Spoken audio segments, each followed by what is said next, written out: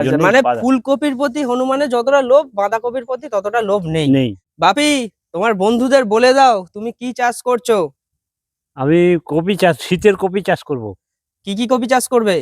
ফুলকপি বসাবো কিছু, বাঁধাকপিটাই বেশি বসাবো, ফুলকপি কিছু, ব্রোকলি কিছু বসানো হবে খাওয়ার জন্য। আচ্ছা, কতটা কি তোমার পরিকল্পনা যে কতটা মোটামুটি ফুলকপি কতটা টোটাল বাঁধা? এই ৮ কাঠা জমি সমান চারানো বসানো হবে, মানে ২০০০-২১০০ মতো চারা লাগবে। কিন্তু তুমি কতগুলো বাঁধাকপি বসাবে কতগুলো ফুলকপি বসাবে, তোমার ইচ্ছা কি?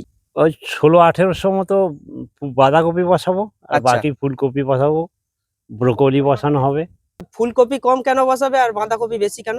এখানে হনুমানের উপদ্রব আছে, এর উপর দিয়ে হনুমান যাওয়া আসা করে, ফুলকপিটা বেশি খায়। কপি আচ্ছা, হবে। আমি অনেক সময় দেখেছি ফুলকপির উপরটা খাওয়া ওই অনেক চাষের জমিতে, অনেক ওই হনুমান রকমই এসে নাকি? কামড়ে খেয়ে নেয়, কেউ ভেঙে নিয়ে চলে যায়। আর বাঁধাকপির ক্ষেত্রে? বাঁধাকপিটাই কচি বেলায় ২-৪টে পাতা ছিঁড়ে খায়। তা একটু বয়স হয়ে গেলে গাছে তখন আর খায় না, এইরকম।